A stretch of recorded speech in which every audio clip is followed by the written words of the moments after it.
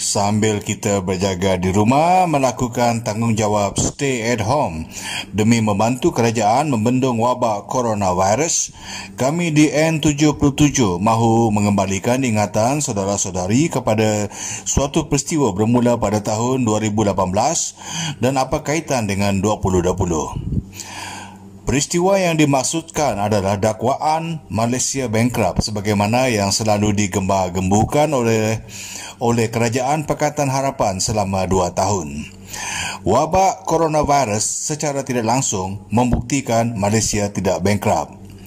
Kalau benar Malaysia bankrupt, kenapa kerajaan baru mampu meluluskan pelbagai bantuan kepada rakyat dibandingkan dengan kerajaan PH yang sebaliknya giat mengurangkan atau membatalkan bantuan untuk rakyat?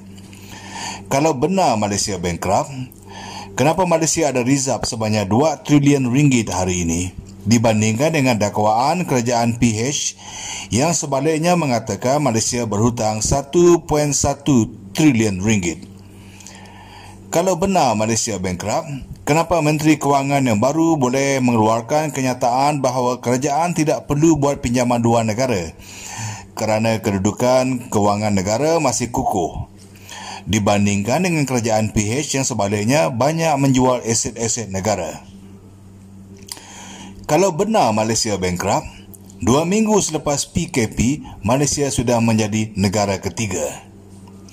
Berdasarkan laporan Malaysian Institute of Economic Research, krisis coronavirus di Malaysia boleh menyebabkan kerugian 72 bilion ringgit kepada GDP negara.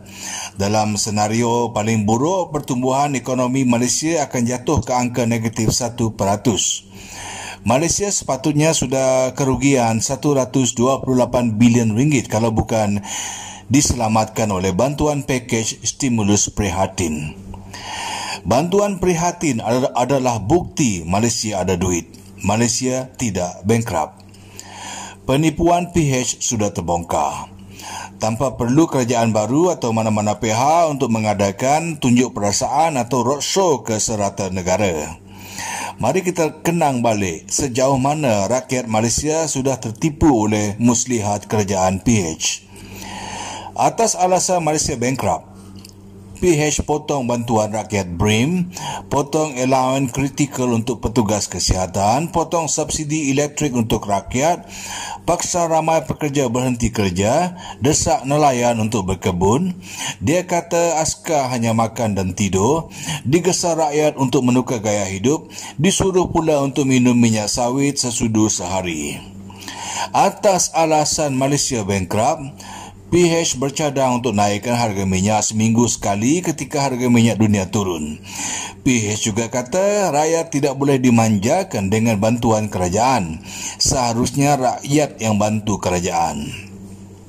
Atas alasan Malaysia bankrupt, PH jual aset-aset negara termasuk melelong lokasi strategik kepada pelabur-pelabur dari China.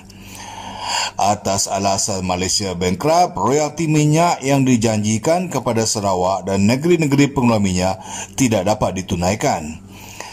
Atas alasan Malaysia bankrupt, tabung harapan Malaysia dilancarkan. Rakyat berpusu-pusu menderma. Setakat Januari 2019, jumlah kutipan derma rakyat adalah 200 juta ringgit. Menteri Kewangan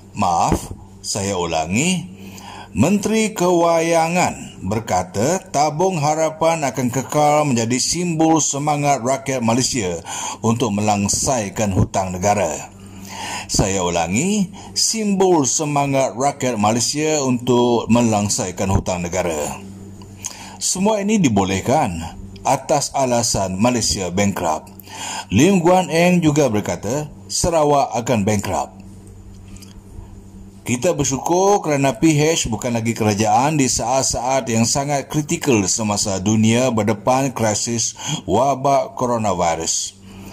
Mari kita tinjau apa pendirian PH terhadap keputusan-keputusan kerajaan baru setakat ini. Kerajaan baru turunkan harga minyak seminggu sekali. PH meroyan. Kerajaan baru permudahkan rakyat untuk keluarkan KWSP akaun 2 untuk ringankan urusan seharian. PH meroyan. Kerajaan baru peruntukkan 500 juta untuk Kementerian Kesihatan. PH meroyan. Kerajaan baru peruntukkan 130 juta ringgit untuk setiap negeri bagi memberi bantuan kepada peniaga kecil dan keluarga yang terkesan dengan PKP. PH meroyan. Kerajaan baru arahkan tentera untuk membantu operasi PKP. PH meroyan. Semua yang baik-baik untuk rakyat dan negara PH tolak. Mereka gagal sebagai kerajaan, mereka juga gagal sebagai pembangkang. Kali ini tidak ada lagi alasan Malaysia bankrupt. Rakyat boleh ditipu sekali. Kali kedua, jangan harap. Sekiranya masih ada rakyat yang taat setia pada PH dan masih menaruh harapan PH akan kembali berkuasa selepas ini, kami nasihatkan mereka supaya berhenti menjadi burung unta. Jangan terbawa-bawa dengan sentimen atau mainan perasaan sehingga realiti di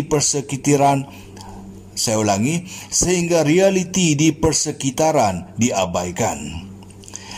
Anwar sebagai PM hanyalah suatu ideal. COVID-19 adalah suatu yang real. Berpijaklah di bumi nyata. Lari kalau perlu, tapi jangan leka membenamkan kepala di dalam pasir.